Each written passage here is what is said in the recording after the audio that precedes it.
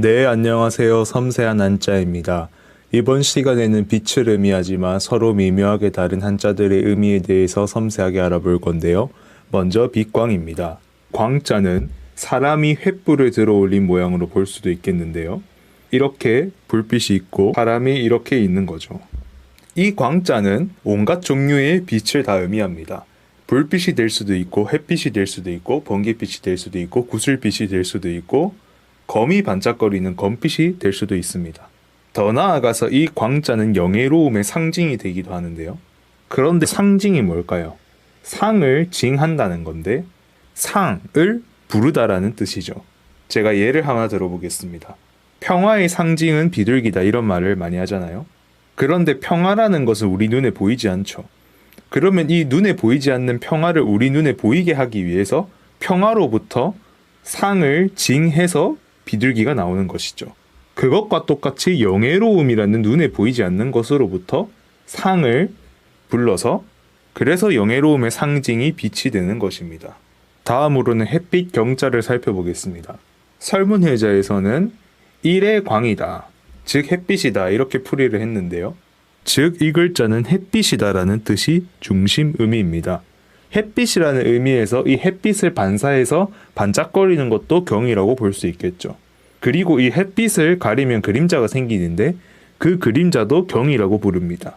그리고 이 햇빛이라는 뜻으로부터 풍경이라는 단어도 만들어졌는데요. 원래 이 풍경이라는 단어는 바람이 불고 햇빛이 비추는 좋은 날씨라는 뜻입니다. 이렇게 풍경이라는 단어가 계속 사용되다가 나중에는 경만으로도 경치라는 뜻을 가지게 된 것이지요. 다음으로 그림자 영자를 살펴보겠습니다. 제가 앞서 경자는 햇빛이라는 뜻을 가지고 있고 이 햇빛을 가리면 생기는 그림자도 경이라고 말씀드렸잖아요. 그러면 이 경자가 햇빛이라는 뜻도 가지고 있고 그림자라는 뜻도 가지고 있으니까 헷갈릴 수 있죠. 그래서 이 영자에다가 이 터럭삼자를 오른쪽에다 붙여가지고 이 그림자 영자를 만들게 됩니다. 이 터럭삼자는 문이나 모양이라는 뜻을 나타내는데요. 그러니까 햇빛 때문에 생긴 문이니까 그림자라는 뜻이겠죠. 다음으로 빛날 휘자를 살펴보겠습니다. 이 빛날 휘자는 반짝반짝 빛나다라는 뜻을 가지고 있는데요. 이 휘자를 파자를 해보면 왼쪽은 빛광자가 있고 오른쪽에는 군사군자가 있습니다.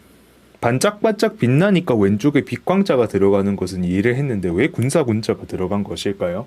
무기나 갑옷 같은 것들이 반짝반짝 빛나니까 오른쪽에 군사군자가 들어간 것으로 볼 수 있겠죠. 이 빛날 휘자가 만드는 성어로는 휘황찬란이 있지요. 다음으로 빛휘자를 살펴보겠습니다. 이 빛휘자는 빛날 휘자와 혼용되어서 자주 쓰이는데 특히 해가 반짝반짝 빛나다라는 뜻을 가지고 있습니다. 이 빛휘자의 왼쪽에 해일자가 있기 때문이지요. 그리고 이 빛휘자는 해를 포함하여 천체가 반짝반짝 빛나는 경우에 또 이 휘자를 사용합니다. 다음으로 빛날 요자를 살펴보겠습니다. 이 요자는 눈이 부시듯이 강렬하게 밝은 햇빛을 의미합니다. 제가 앞서 이 경자가 햇빛을 나타내는 글자다라고 말씀을 드렸는데 이 경자가 점차 경치라는 뜻으로 자주 쓰이면서 이 경자 하나만 썼을 때 경치라는 뜻인지 햇빛이라는 뜻인지 구분하기가 어려우니까 햇빛을 나타내기 위해서 이 요자를 자주 쓰기 시작을 합니다. 그리고 이 요자는 햇빛뿐만 아니라 천체의 빛도 요라고 부르는데요. 그러면 우리가 이제 월요일, 화요일, 수요일, 목요일, 금요일, 토요일, 일요일이 어떤 의미인지 알 수 있습니다. 천체의 빛이 요라고 말씀드렸잖아요. 그러면 칠요라고 하면 뭐냐? 우리 인간이 육안으로 관찰하기 쉬운 7개의 천체를 칠요라고 이야기합니다. 당연히 태양과 달은 포함이 되는 것이고 수성과 금성과 화성과 목성과 토성이 포함되겠죠. 그래서 우리가 이것을 칠요라고 부르는데 이 칠요에 기반해 가지고 날짜를 나타내는 것이 요일인 것입니다. 그러니까 우리가 월요일이라고 하면 칠요 중에 하나인 달월자를 써서 날짜를 나타낸 것이지요. 마지막으로 관련된 국어 어휘를 정리해 보겠습니다. 영예입니다. 제가 앞서 빛은 영예로움의 상징이 될 수 있다고 말씀드렸잖아요. 그러니까 영광은 영예로운 빛입니다. 다음으로 영향입니다. 영자는 햇빛을 가려서 생긴 그림자를 나타내고 이 향자는 울리다라는 뜻입니다. 그러니까 어떤 곳에 그림자가 드리워지거나 어떤 곳으로 소리가 울리면 영향을 받은 거죠. 그러니까 우리가 영향을 주다나 영향을 받다라는 표현을 쓰는 것입니다.